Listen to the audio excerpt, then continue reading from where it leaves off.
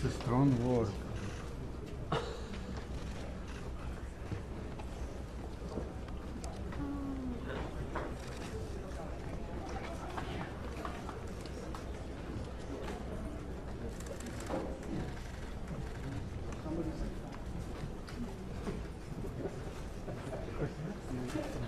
Who's going to capture this? Who's capturing it? You, Tony. You captured it. Me? Okay. Please welcome the President of the United States, accompanied by the President of Ukraine, the Prime Minister of Great Britain and Northern Ireland, and the President of the European Commission.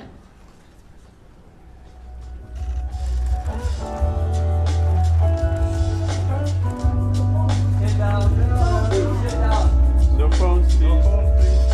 Put down your phones. Put down your phone. Put down your phones, please.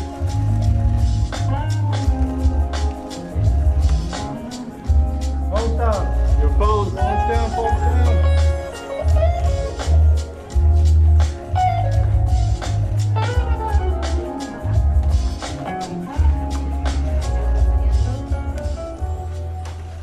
Your Excellencies, please take your seats. The speaking program will begin momentarily. Hold.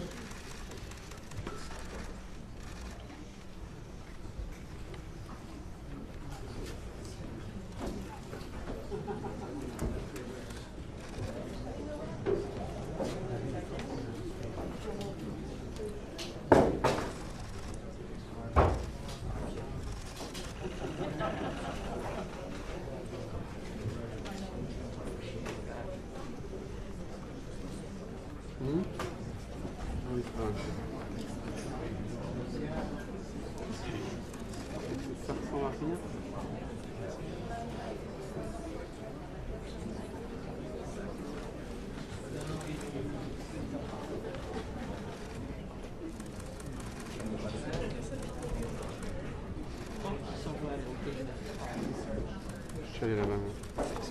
No. No?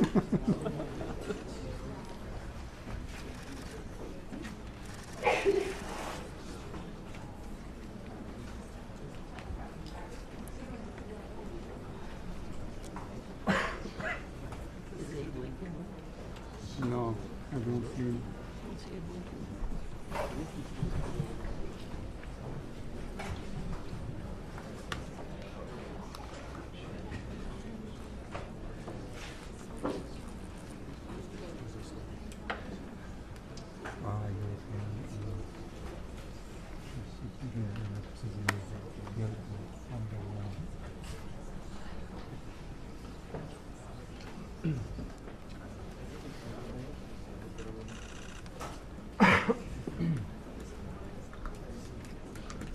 Distinguished guests, please welcome the President of the United States.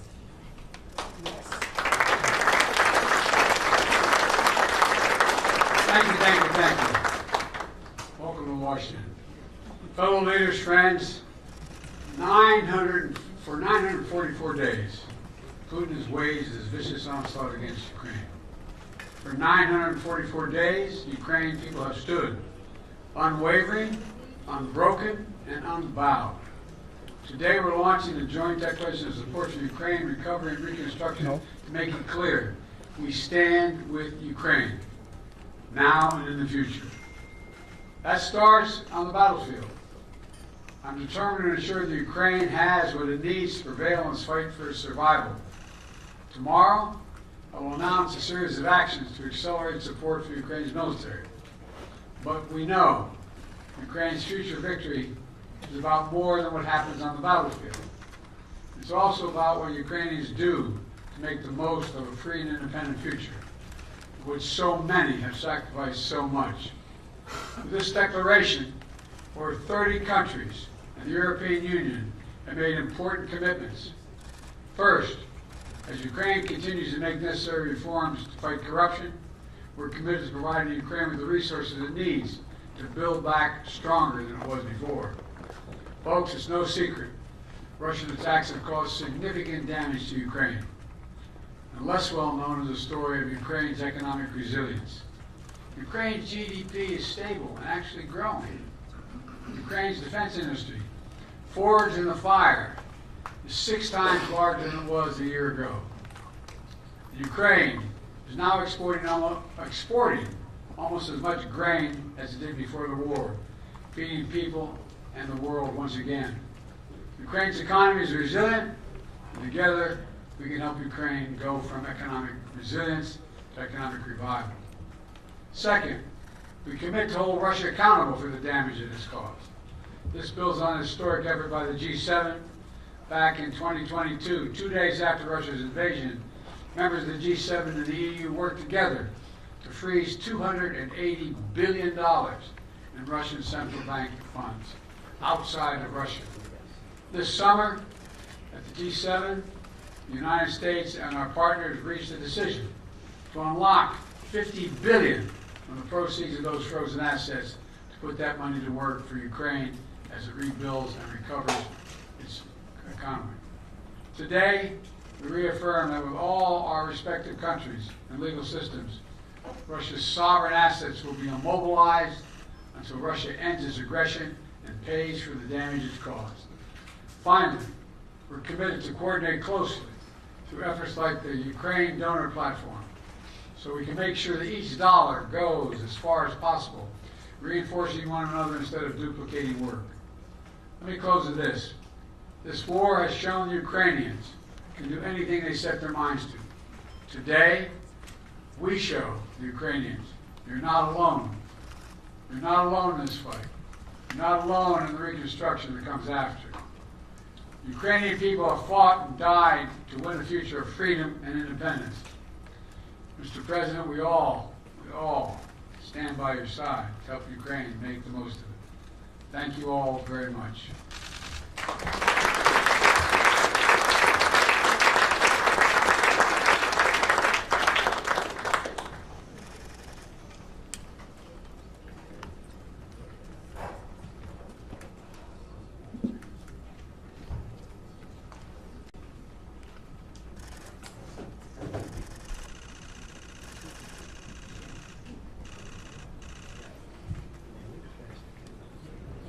Distinguished guests, please welcome the President of Ukraine. Thank you so much, dear President Biden, dear leaders, dear our friends. I'm grateful to all of you for your unity in protecting lives. We previously gathered at the NATO summit in Vilnius to strengthen our defense cooperation. We do value the G7 Security Declaration and the 26 bilateral security agreements, which fortify us all. And now more than 30 countries and the EU have agreed to the declaration, truly strong declaration focused on rebuilding Ukraine after the hostilities. This is a shared commitment to help rebuild Ukraine and support our path to the EU. It involves coordinating recovery efforts through the Ukrainian Donor Platform, ensuring that our joint ideas become a reality. And it's crucial that this support becomes tangible this year. That's why additional financing resources are planned by the end of the year, with access to 50 billion in immobilized assets from the aggressor state, Russia, which brought this war upon us. This reflects our shared vision of life. We protect people, and we ensure that people have the opportunities to live.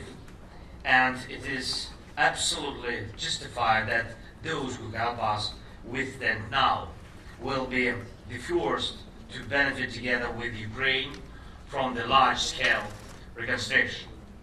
Security and prosperity are tightly intertwined, and one cannot exist without the other.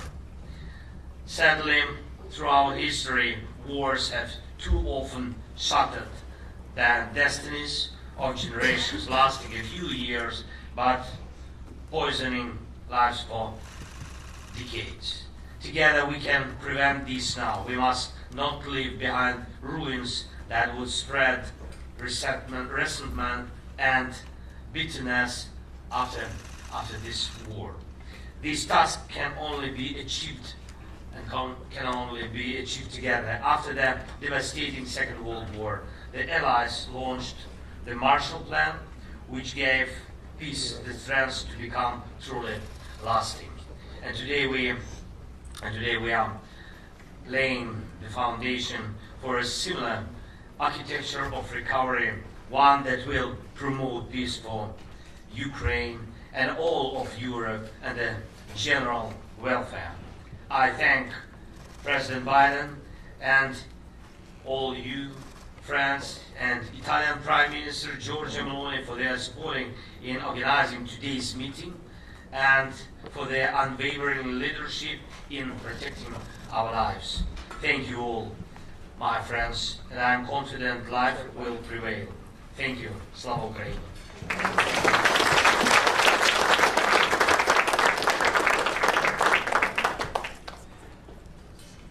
Distinguished guests, please welcome the President of the European Commission.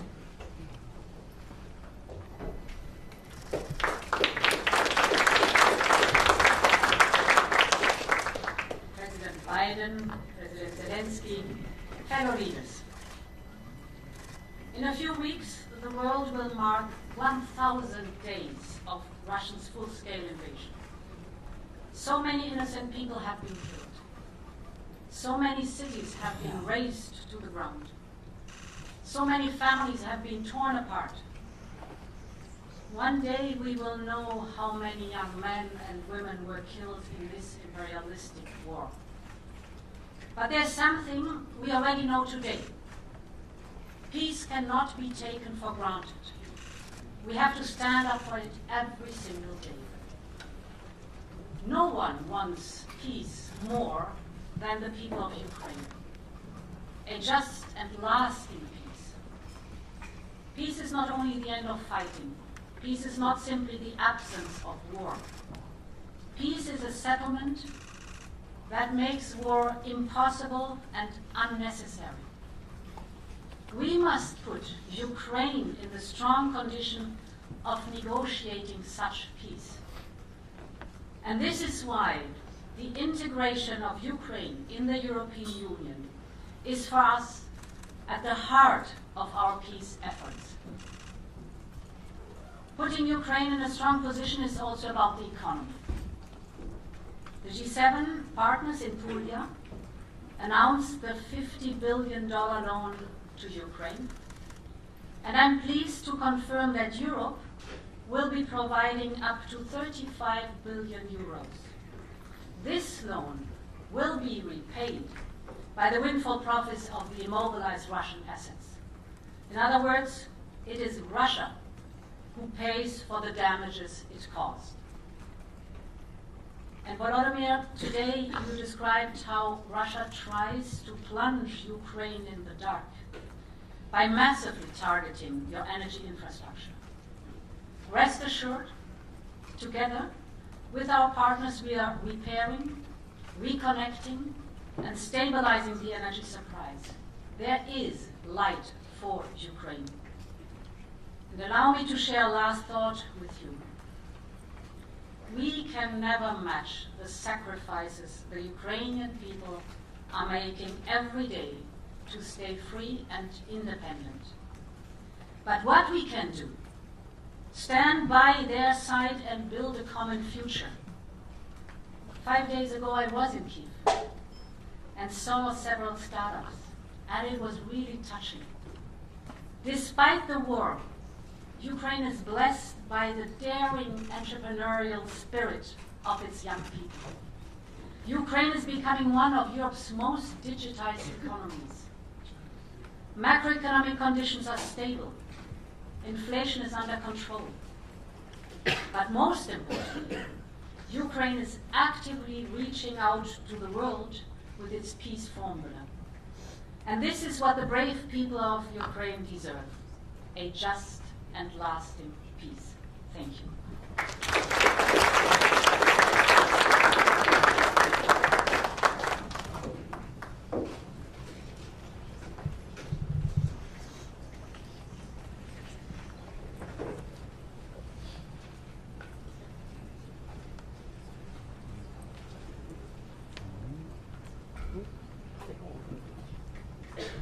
Distinguished guests, please welcome the Prime Minister of Great Britain and Northern Ireland.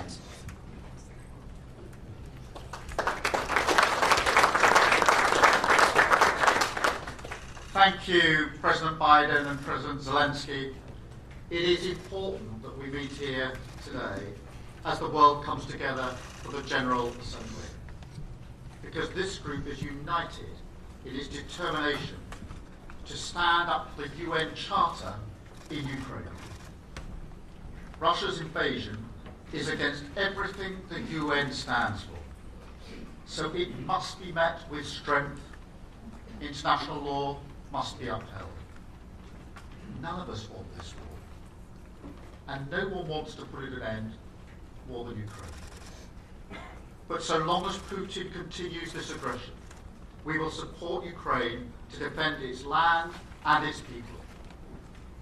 That is why the UK has committed to provide £3 billion in military aid every year for as long as it is needed. And it's why we're investing in Ukraine's defence industry. We must redouble our efforts to help Ukraine push back and show Putin he cannot win this illegal war. At the Swiss Peace Summit this year, 89 countries came together to say that Ukraine's right to territorial integrity must be the basis of any sustainable peace settlement, and that has to be our starting point. And our commitment goes far beyond military aid. We're providing help for communities on the front line, help for energy infrastructure, recovery and reconstruction. Everything from solar panels on hospital rooftops to generators in Kharkiv and Odessa. We will deploy over £480 million of loan agreements for the World Bank lending before the end of the year to support the economy and vital public services, keeping schools and hospitals open. We're working also with the G7 to deliver that additional $50 billion from the profits generated by frozen Russian assets, because Russia must pay for Ukraine's recovery. Like everyone here today, I want to see Ukraine thrive as a strong, modern, prosperous European nation. And so I say again, we're in this for the long haul. Thank you all. Slava Ukraine.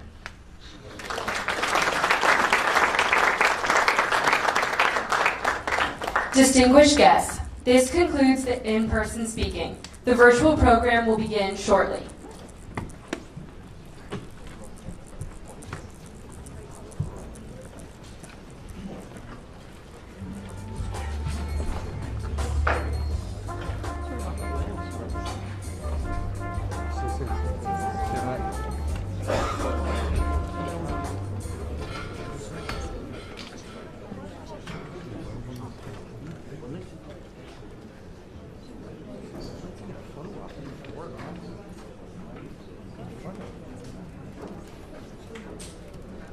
Distinguished guests, please welcome the Prime Minister of the Italian Republic.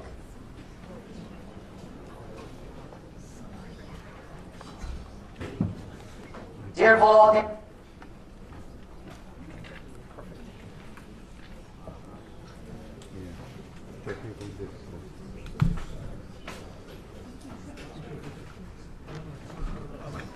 sorry. Good evening, dear Volodymyr, dear Joe, dear colleagues. For 943 days, the Ukrainian people has been reminding us of what it means to believe in and fight for their own freedom. And our cohesiveness has secured Ukraine the support it needed. This is a value to be protected if we want to restore peace in the heart of Europe. We have all done our own part, both at bilateral and multilateral level, and it is now necessary to increasingly systemize our efforts. The joint declaration adopted today, promoted by Italy as G7 presidency and joined by many, pushes this very direction. We as Italy signed the security agreement and adopted up to the 9th package of military aid. We have focused on air defense and are now going to deliver the second SAM-T battery. This is net of the support Italy continues to provide across the board, including the protection of infrastructures, not least our contribution to restoring energy production capacity following the destruction of the Nova Kakhovka dam. And as G7 presidency, we will continue to work to implement the agreement on the use of interest from frozen Russian assets in Europe as a collateral for a 50 billion loan. Looking to the future of Ukraine also means thinking about reconstruction, which must be supported jointly with international financial institutions and the private sector. We intend to do our part, hosting the Ukraine Recovery Conference in 2025. So, dear Volodymyr, we will continue to be by your side for as long as it is necessary. Our objective lies in putting an end to this war and helping Ukraine along its path towards a future of peace, freedom, and prosperity. So, as always, you can count on us. Thank you.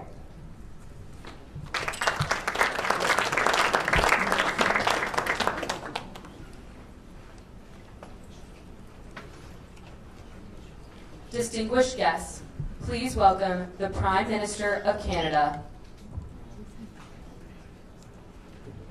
Hello, my friends. I'm sorry I couldn't be with you, but I needed to be back in Parliament here in Ottawa.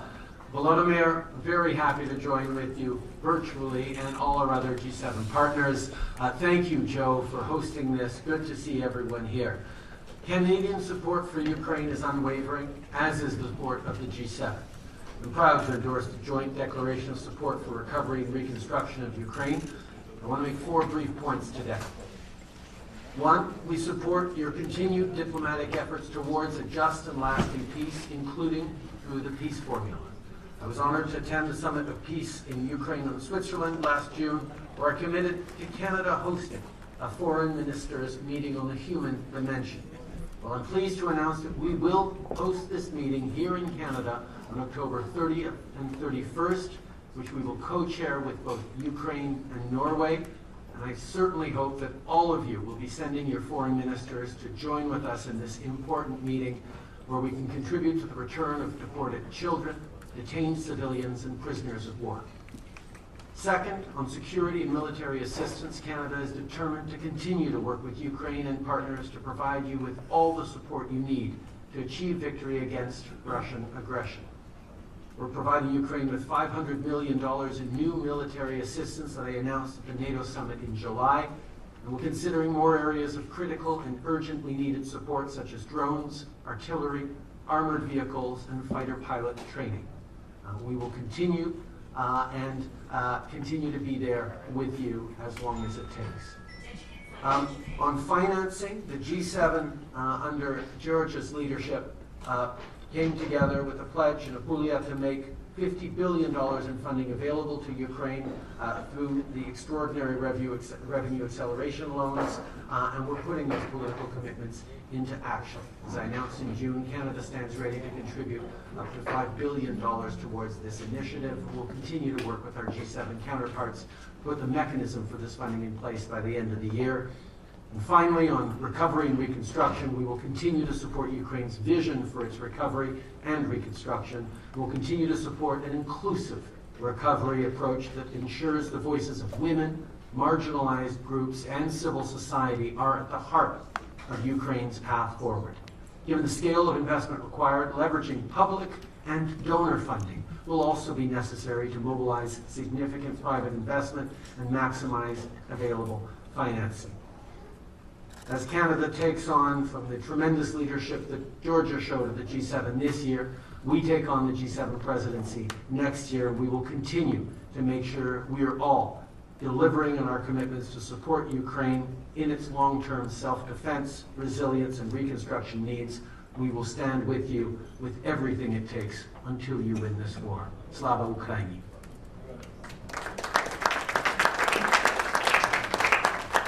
Distinguished guests, This concludes the virtual speaking program. Thank you for joining us. See you in Ukraine. I know, I'm coming.